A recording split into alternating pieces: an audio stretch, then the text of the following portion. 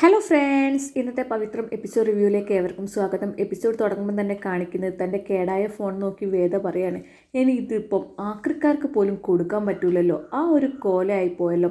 അപ്പോഴാണ് വിക്രം കുളിച്ചു വരുന്നതും, അതെ എൻ്റെ ഫോൺ കേടായി ആണോ? അതെ, ഞാൻ പറഞ്ഞു വന്നതേ ഈ ഫോണിൽ നിന്നും ഇനി ആരെയും വിളിക്കാൻ പറ്റില്ല. നീ ആരെയും വിളിക്കേണ്ടല്ലോ, എനിക്ക് മാത്രമല്ല നിങ്ങൾക്കും വിളിക്കാൻ പറ്റില്ല. എനിക്ക് ഫോൺ വിളിക്കേണ്ടെന്ന് ഒരാവശ്യവുമില്ല. കവലയിൽ പോയി ഓട്ടോ പിടിച്ചിട്ടേ ഞാൻ 5 മിനിറ്റിനുള്ളിൽ വർക്ക്ഷോപ്പിലെത്തും. ആഹാ, അങ്ങനെയാണോ? അതെ, അല്ലാതെ ഇപ്പം ഞാൻ നിന്നെ നോക്കി ഇവിടെ ഇരിക്കുന്നതാണോ നീ വിചാരിച്ചിരിക്കുന്നത്? നിനക്ക് അങ്ങനെ ഒരു യോഗ ഉണ്ടെങ്കിലേ ഇനി ഉടയതമ്പ്രാൻ പോലും വിചാരിച്ചാൽ അതെനി മാറ്റാൻ പറ്റൂല. എൻ്റെ കാര്യം തീരുമാനിക്കാൻ ഒരു ഉടയതമ്പ്രാനെയും ഞാൻ ഏൽപ്പിച്ചിട്ടില്ല. ഓഹോ, അങ്ങനെയാണോ? എങ്കിൽ പെട്ടെന്ന് തന്നെ ചെല്ല്. എൻ്റെ വീട്ടിൽ നിന്നും എപ്പോൾ പോകണം എന്നുള്ള കാര്യം ഞാൻ തീരുമാനിച്ചോളൂ, അത് മറ്റൊരാൾ പറയാൻ നിൽക്കണ്ട. എന്ത് പറഞ്ഞാലും കുഴപ്പമാണല്ലോ. അതെ, കുഴപ്പമാണ്. നീ തന്നെത്താനെ ഇവിടെ ഇരുന്ന് അങ്ങോട്ട് പറഞ്ഞാൽ മതി. ഞാൻ പോവാണ്. അമ്മ നിനക്ക് ഇവിടെ എന്നെ കാവലേൽപ്പിച്ചെന്ന് കരുതി ഞാൻ നിനക്കിവിടെ കാവലിരിക്കുമെന്ന് കരുതിയോ? ഞാൻ പോവാണ്. എങ്കിൽ നിങ്ങളൊന്ന് പോയി കാണിക്കുന്നൊക്കെ പറഞ്ഞ് നമ്മുടെ വേദ വെല്ലുവിളിക്കുകയാണ്. അതെടി, ഞാൻ പോവാണ്. നിന്റെ തിരുമോന്തയും കണ്ട് ഇവിടെ ഇരിക്കാനൊന്നും ഞാൻ തീരുമാനിച്ചിട്ടില്ല. ആൺകുട്ടിയാണെങ്കിൽ ഒന്ന് പോയി കാണിക്കേണ്ട വിക്രമ. ഇത് കേട്ട് നമ്മുടെ വിക്രമൻ അവിടെ നിന്ന് പോവുകയാണ്. തൊട്ടു പിന്നാലെയും വേദയും വെച്ച് പിടിച്ചിട്ടുണ്ട്. വേദ ഇങ്ങനെ ഉറക്കെ പറയാണ്, കൊട്ടാരവാതിൽ പെട്ടെന്ന് തന്നെ തുറക്കേണ്ട വിക്രമ, ഞാനിപ്പോൾ തുറന്ന് കാണിച്ചു റെഡി എന്ന് പറഞ്ഞിട്ട് വിക്രമൻ പോയി ഇങ്ങനെ ഡോർ ഇങ്ങനെ തുറക്കാൻ നോക്കുമ്പോൾ പറ്റുന്നില്ല. ഇതെന്താ തുറക്കാൻ പറ്റാത്തേ? എടി, നീ ഇത് പൂട്ടിയിട്ടല്ലേ? അതിന് എൻ്റെ കയ്യിൽ എവിടുന്ന താക്കോല്? ഇവിടുന്ന് എടുത്താൽ മതിയല്ലോ. ഞാനൊന്നും പൂട്ടാൻ പോയിട്ടില്ല. ഇത് കേട്ട വിക്രമൻ ഇങ്ങനെ നേരെ അടുക്കള ഭാഗത്തേക്ക് പോവുകയാണ്. എന്നിട്ട് തുറക്കാൻ നോക്കിയ സമയത്ത് അതും തുറക്കാൻ പറ്റുന്നില്ല. തൊട്ടു ബേക്കിൽ നമ്മുടെ വേദ ഇങ്ങനെ ഉണ്ടാവും, 2 കൈയും കെട്ടി അവിടെ നിൽക്കുന്നുണ്ടാവും. അപ്പം നീ ഇതും പൂട്ടിയല്ലേ? പുറത്തുകൂടെ പോയി നീ ആദ്യം ഫ്രണ്ട് ഡോർ പൂട്ടി, അതിനുശേഷം വന്ന് ഗ്രില്ലും പൂട്ടിയിരിക്കല്ലേ? മര്യാദയ്ക്ക് താക്കോലിങ് താടി. എൻ്റെ വിക്രമാ, നിങ്ങളുടെ ഒരു ബുദ്ധി ഇത് വല്ല കൊള്ളാവുന്ന കാര്യത്തിനും യൂസ് ചെയ്തൂടെ? എടാ, നിങ്ങൾ കുളിക്കുന്ന സമയത്ത് നിങ്ങളുടെ അച്ഛൻ ഇവിടെ വന്നിട്ടുണ്ടായിരുന്നോ? അച്ഛനാണ് വീടൊക്കെ പൂട്ടിപ്പോയത്. അപ്പം നീ എവിടെയായിരുന്നു? നിങ്ങൾ എടുത്തെറിഞ്ഞ എൻ്റെ ഫോണില്ലേ, അത് കട്ടിലിനടിയിൽ നിന്ന് പെറുക്കുന്ന തിരക്കിലായിരുന്നു ഞാൻ. അച്ഛൻ വന്നതൊന്നും ഞാൻ അറിഞ്ഞില്ല. ഡോറ് പൂട്ടുന്ന സൗണ്ട് കേട്ട് നോക്കിയപ്പോഴേക്ക് അച്ഛൻ ഗേറ്റും കൂട്ടി പോയിട്ടുണ്ട്. അതെ, നിങ്ങളുടെ വിധി എന്താന്ന് വെച്ചാൽ ഇന്ന് പകലും രാത്രിയും എന്നെ നോക്കിയിരിക്കുക എന്നുള്ളതാ. ഇനി ഒടയതമ്പുരാൻ വിചാരിച്ചാൽ പോലും നീക്ക് ഇവിടുന്ന് പുറത്തു പോകാൻ പറ്റൂല. ഇത് കേട്ട് വിക്രം ഒന്നും മിണ്ടാത്ത റൂമിലേക്ക് വന്നിട്ട് വേദയുടെ ആ ഫോൺ എടുത്തിട്ട് അത് നന്നാവൂ എന്നുള്ളത് നോക്കുകയാണ്. ഹലോ, അത് നന്നാവൂല, അതിൻ്റെ ബോർഡ് ഇളകിപ്പോയതാ, ഇനി അത് കടയിൽ കൊടുത്ത് നന്നാക്കണം. ഇത് കേട്ടതും വിക്രം ഇങ്ങനെ നിരാശയായിട്ട് ഫോൺ ഇങ്ങനെ ബെഡിലേക്ക് ഇട്ടിട്ട്, ഇതൊക്കെ ഏത് നേരത്താണോ പോലും. അതെ, ദേഷ്യം വന്നിട്ട് സമനില തെറ്റുന്ന നേരത്ത്. നിങ്ങളുടെ ദേഷ്യം നിങ്ങൾക്ക് ഇത്തിരി കുറയ്ക്കാൻ പറ്റിയിരുന്നെങ്കിൽ ഇത് എറിഞ്ഞുടയ്ക്കേണ്ട വല്ല ആവശ്യം ഉണ്ടായിരുന്നോ? അതിനൊക്കെ കാരണം നീയാ. നീ ഇങ്ങനെ മനുഷ്യൻ്റെ പിന്നാലെ വന്ന് പിരികേറ്റല്ലേ. ചില കാര്യങ്ങളൊക്കെ നമ്മൾ ജീവിതത്തിൽ കണ്ടില്ല കേട്ടില്ല എന്നൊക്കെ പഠിക്കണം. അതെങ്ങനെയാ? അച്ഛമ്മ പറഞ്ഞതുപോലെ നീക്ക് വെട്ടുപോത്തിൻ്റെ സ്വഭാവമല്ലേ? അതെ, ഞാൻ ചായ ഉണ്ടാക്കാൻ പോവാണ്, നീക്ക് വേണോ? നീ നിൻ്റെ തന്തയ്ക്ക് കൊണ്ടുപോയി കൊടുക്കടി. അതെ, ഒരു യഥാർത്ഥ പുരുഷൻ കല്യാണം കഴിഞ്ഞ സ്ത്രീയുടെ കൂട്ടുകാരനും അച്ഛനും സഹോദരനൊക്കെ ആവും. ഞാൻ നിങ്ങളെ കുറച്ച് നേരത്തേക്ക് എൻ്റെ തന്തയായി കാണട്ടെ, ഒന്ന് കടന്നു പോടി. ചുറ്റുപാടും അടച്ചിട്ടിരിക്കുന്ന ഈ വീട്ടിൽ നിന്ന് ഞാൻ എങ്ങനെ പുറത്തു പോവാനാ? ഞാനും പോവില്ല, നീയും പോവില്ല. നമുക്ക് നമ്മളുടെ ഹണിമൂൺ ഡേ ആക്കാലോ ഇന്ന്. അതേന്നേ, കുറച്ച് കാലം കഴിയുമ്പോൾ നമുക്കിതൊക്കെ ഓർക്കുമ്പം തന്നെ നല്ല രസമായിരിക്കും. അതെ, അധിക പേർക്കൊന്നും ഇങ്ങനൊരു ഹണിമൂൺ ഡേ ഉണ്ടായിരിക്കില്ല. ഇതും പറഞ്ഞ് നമ്മുടെ വേദ വിക്രത്തെ ഒരു ഹിന്ദി പാട്ടും പാടി ഇങ്ങനെ മയക്കാൻ വേണ്ടി നോക്കുകയാണ്. ആ സമയത്ത് വിക്രം ഇങ്ങനെ വേദൻ്റെ അഭിനയം കണ്ടിട്ട് ഹയ്യേ ഹയ്യേ എന്നൊക്കെ വിക്രത്തിന് വല്ലാതാവുന്നുണ്ട്. വശീകരിക്കാൻ വേണ്ടി വിക്രത്തെ ഇങ്ങനെ കെട്ടിപ്പിടിച്ച സമയത്ത് നമ്മുടെ വിക്രം തട്ടി മാറ്റിയിട്ട് എൻ്റെ ദൈവമേന്നും പറഞ്ഞിങ്ങനെ മുകളിലോട്ട് നോക്കി പോവുകയാണ്. ആ സമയത്ത് അതെ, മുകളിലോട്ട് നോക്കിയിട്ടൊന്നും ഒരു കാര്യമില്ല, ഓട് പൊളിച്ച് നീക്ക് പോകാൻ പറ്റില്ല, ഇത് മച്ചിട്ട വീടാണെന്ന് പറഞ്ഞ് ചിരിച്ചുകൊണ്ട് വേദ അങ്ങോട്ട് പോവുകയാണ്. പിന്നീട് കാണിക്കുന്നത് വേദ ആ റൂം മൊത്തം ഇങ്ങനെ ക്ലീൻ ചെയ്യുകയായിരിക്കും. കാരണം ഉന്നൊക്കെ ഉണ്ടാകുമല്ലോ മൊത്തം ചെതറി കിടക്കുന്നത്, അതൊക്കെ ക്ലീൻ ആക്കുകയാണ്. ഈ സമയത്താണ് നമ്മുടെ ജോസഫ് പുറത്ത് വരുന്നതും. നോക്കുമ്പോൾ ഗേറ്റ് പൂട്ടിയിട്ടുണ്ടാവും. അങ്ങനെ ആ ഗേറ്റിനുള്ളിൽ കൂടെ നോക്കുന്ന സമയത്ത് വീടും പൂട്ടിയിട്ടതുപോലെയാണ് തോന്നുക. വീടും പൂട്ടി, ഇവരെല്ലാവരും എങ്ങോട്ടാണ് പോയത്? ഒരു വാക്ക് പോലും പറഞ്ഞില്ലല്ലോ എന്ന് പറഞ്ഞ് നമ്മുടെ ജോസഫ് തിരിച്ച് വണ്ടി കയറി ഇങ്ങനെ സ്റ്റാർട്ട് ചെയ്യുന്ന സമയത്ത് നമ്മുടെ വിക്രം, അയ്യോ അതെൻ്റെ വണ്ടിയുടെ സൗണ്ടാണല്ലോ എന്ന് പറഞ്ഞിട്ട് പെട്ടെന്ന് ഓടി ഹാളിലെത്തും. എന്നിട്ട് ജനലിലൂടെ നോക്കുന്ന സമയത്ത് ജോസഫായിരിക്കും. ജോസഫേ ജോസഫേ പോവല്ലേ പോവല്ലേ എന്ന് പറഞ്ഞ് വിളിക്കുന്നുണ്ടാവും. പക്ഷെങ്കിൽ അതൊന്നും നമ്മുടെ ജോസഫ് കേൾക്കില്ല. പക്ഷെങ്കിൽ ജോസഫ് അങ്ങോട്ട് പോയിട്ടുണ്ടാവും. ഇതൊക്കെ കാണുന്ന വിക്രം തകർന്നു പോവാണ്. ഹോ, എന്തൊരവസ്ഥയാണ് എൻ്റെ ഭഗവാനെ. ജസ്റ്റ് മിസ്സെന്നും പറഞ്ഞിട്ട് കളിയാക്കി നമ്മുടെ വേദയും ബാക്കിലുണ്ടാവും. ഏത് പിശാചിനോട് പ്രാർത്ഥിച്ചിട്ടാടി നീ ഇങ്ങനത്തെ ഒരു സിറ്റുവേഷൻ ഉണ്ടാക്കിയെടുത്തേ? പറഞ്ഞിട്ടില്ലേ ഞാൻ വടയക്ഷിയാണ് എൻ്റെ ഉപാസനാമൂർത്തി. അതെ, മോനിനി അനുഭവിക്കാനിരിക്കുന്നേ ഉള്ളൂ. പെട്ടെന്നാണ് വേദയ്ക്ക് ഇങ്ങനെ ചായ വെച്ച് ഓർമ്മ വന്നിട്ട് അയ്യോ എൻ്റെ ചായ എന്നും പറഞ്ഞ് ഓടിപ്പോകുന്നതും പിന്നീട് ചായ റെഡിയാക്കുകയാണ് നമ്മുടെ വേദ. അത് നോക്കി നമ്മുടെ വിക്രവും ബാക്കിലുണ്ട്. അല്ല, ഞാൻ അറിയാൻ മേലഞ്ഞിട്ട് ചോദിക്കുകയാണ്, നിങ്ങൾ എന്തിനാ ഇത്രയ്ക്ക് ടെൻഷൻ അടിക്കുന്നത്? നിങ്ങൾക്ക് ചുമ്മാ ഇവിടെ ഇരുന്നാൽ പോരെ? അതെ, നിന്നെപ്പോലല്ലടി ഞാൻ. എനിക്ക് 100 കൂട്ടം പണികളുണ്ട്. ആ, അതെന്തൊക്കെ പണികളാ? ആ ശ്രീനിവാസന് ജയ് വിളിക്കാൻ പോകുന്ന പണിയല്ലേ?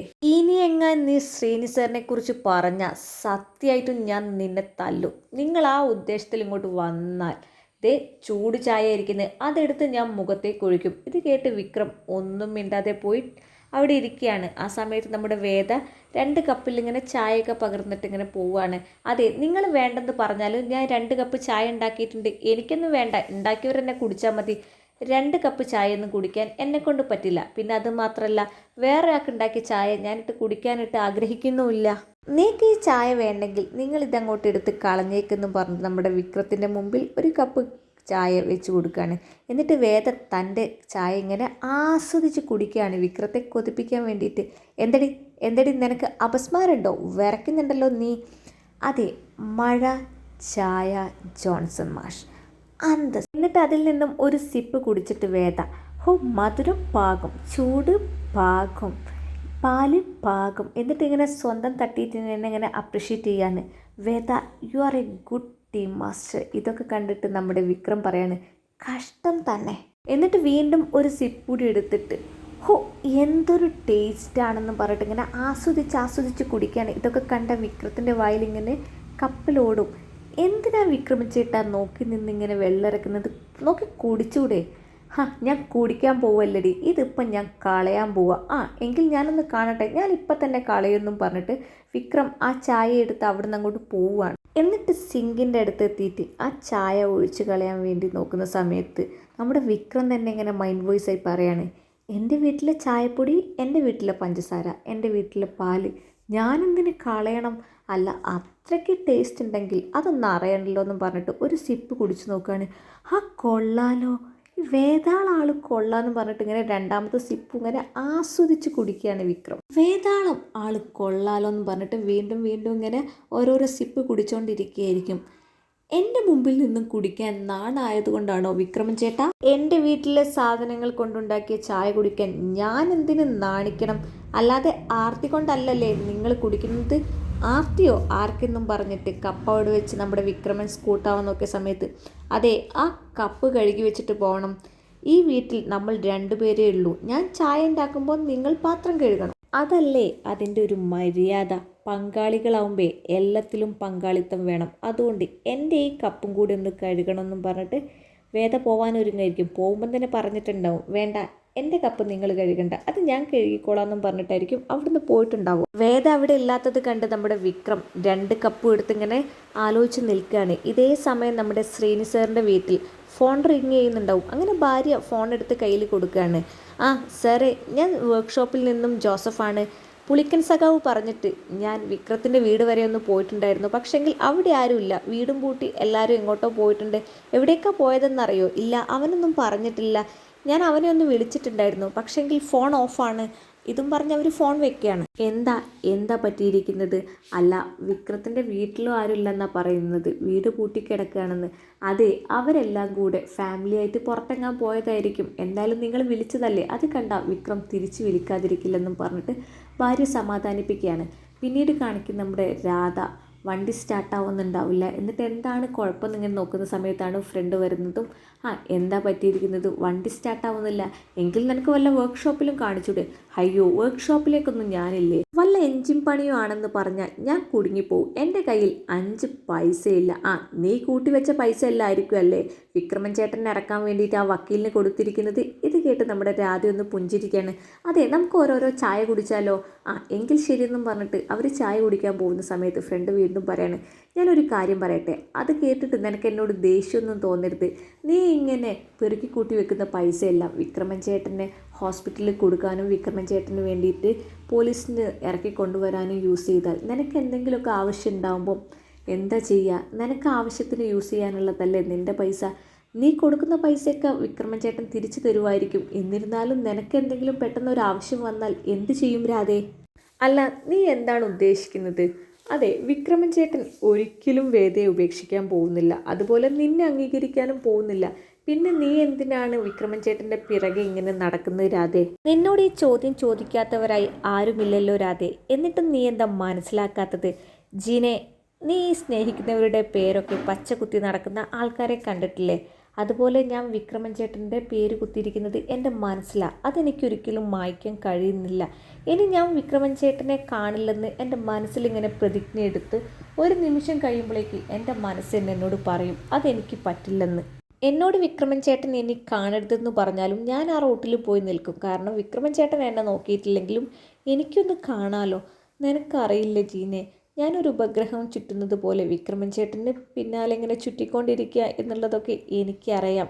അല്ല രാധേ, ഒരു ഭാര്യ വീട്ടിലുള്ളപ്പം നീ അത് മനസ്സിലാക്കുക. ഇത് കേട്ട് രാധയ്ക്ക് ദേഷ്യം പിടിച്ചിട്ട് ചായ കുടിയൊക്കെ നിർത്തിയിട്ട്, ജീനെ നീ ഈ ക്യാഷ് കൊടുക്ക്, എൻ്റെ കയ്യിൽ ചില്ലറയില്ലെന്ന് പറഞ്ഞിട്ട് പുറത്തേക്ക് ഇറങ്ങാണ്. ആ സമയത്താണ് വേറൊരു ഓട്ടോക്കാരൻ ഓടി വന്നിട്ട്, രാധേ നിൻ്റെ ഓട്ടോ ആ MP ഫിനാൻസുകാർ എടുത്തുകൊണ്ട് പോയിട്ടുണ്ട്, ഇനി ഓട്ടോ വേണമെങ്കിൽ അവിടെ ചെന്ന് ക്യാഷ് കൊടുക്കാനാണ് പറഞ്ഞിരിക്കുന്നത്.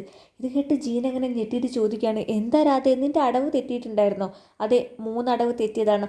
എന്നിട്ടാണോ നീ വിക്രമൻ ചേട്ടനെ ഇറക്കാൻ വേണ്ടിയിട്ട് ആ വക്കീലിന് ക്യാഷ് കൊടുത്തേ? വാ രാധേ, നമുക്ക് എന്തായാലും എൻ്റെ ഓട്ടോയിൽ അവിടെ വരെ ഒന്ന് പോയി നോക്കാം. ഈ സമയം നമ്മുടെ വിക്രം വേദയുടെ ഫോൺ നന്നാക്കാൻ പറ്റുമോ എന്നിങ്ങനെ പരിശ്രമിച്ചുകൊണ്ടിരിക്കുന്ന സമയത്താണ് വേദ ഒരു കെട്ട് തുണിയായിട്ട് ആ റൂമിലേക്ക് വരുന്നതും ആ തുണി വിക്രത്തിൻ്റെ മേലേക്കിടാണ്. ഡേ, നിനക്ക് ഞാനൊരു കാര്യം ചെയ്യുന്നത് കണ്ടൂടെ?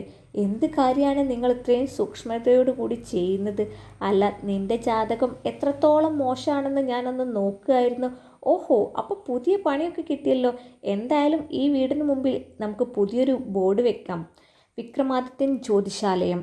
നിങ്ങൾ പണ്ട് ആ ശ്രീകാര്യം ശ്രീനിവാസൻ്റെ ഭാര്യയുടെ കൂടെ ഒരു ജ്യോതിഷിൻ്റെ അടുത്ത് പോയിട്ടില്ലായിരുന്നോ? അയാളെപ്പോലെ കുറച്ച് സയൻസ് കൂടി കൂട്ടി അങ്ങോട്ട് പിടിച്ചാൽ മതി. എന്തായാലും ഗുണ്ടകളുടെ തല്ലുകൊണ്ട് ചാവേണ്ടല്ലോ. എടി, ഞാനിത് നന്നാക്കുമായിരുന്നു എങ്കിൽ അതങ്ങോട്ട് നേരത്തെ പറഞ്ഞാൽ പോരായിരുന്നു. അല്ലാതെ എനിക്കിട്ട് വെറുതെ വെക്കാൻ നോക്കല്ലേ. അല്ല, നിങ്ങൾ എഞ്ചിനീയറിങ്ങിന് എന്തായിരുന്നു, മെക്കാനിക്കലായിരുന്നോ അതോ ഇലക്ട്രോണിക്സ് ആയിരുന്നോ? നീ ആ ജംഗ്ഷനിൽ മൊബൈൽ നന്നാക്കുന്ന അവനെ കണ്ടിട്ടില്ലേ? അവൻ വെറും +2 ആണ്. അവന് പറ്റെങ്കിലേ എനിക്കും പറ്റുമെന്നും പറഞ്ഞിട്ട് വിക്രം വീണ്ടും ഇങ്ങനെ നന്നാക്കാൻ ശ്രമിക്കുകയായിരിക്കും. അതെ, അവൻ കാശ് മുടക്കി കോഴ്സ് പഠിച്ചിറങ്ങിയതിന് ശേഷമാണ് ആ കടയും തുറന്നിരിക്കുന്നത്. അല്ലാതെ നിങ്ങളെപ്പോലെ ആളത്തെല്ലാം പോയിട്ടല്ല. ദേ, കുത്തി നശിപ്പിച്ച് എൻ്റെ ഫോൺ കേടാക്കരുത്. ഇതെനിക്ക് നാളെ നന്നാക്കാൻ കൊടുക്കാനുള്ളതാ. ഈ മോഡൽ ഫോൺ കിട്ടണമെങ്കിൽ കുറച്ചധികം പൈസ മുടക്കേണ്ടി വരും. ദേ, നിങ്ങൾ എന്നെ ഒന്ന് സഹായിക്ക്. ഞാനെന്ത് സഹായിക്കാനാ? ഇത് എൻ്റെ കുറച്ച് സാരികളാണ്, ഇതൊന്നും മടക്കി വെക്കാൻ എന്തൊന്ന് സഹായിക്ക്. അയ്യേ, ഞാൻ സാരി മടക്കാനോ? ഈ ഒരു സീനോട് കൂടിയിട്ടാണ് ഇന്നത്തെ എപ്പിസോഡ് അവസാനിക്കുന്നത്. നിങ്ങൾക്ക് ഈ വീഡിയോ ഇഷ്ടമാവുകയാണെങ്കിൽ ഒന്ന് ലൈക്ക് ചെയ്യൂ, കമൻറ്റ് ചെയ്യൂ, ചാനൽ ഒന്ന് സബ്സ്ക്രൈബ് ചെയ്യൂ. താങ്ക്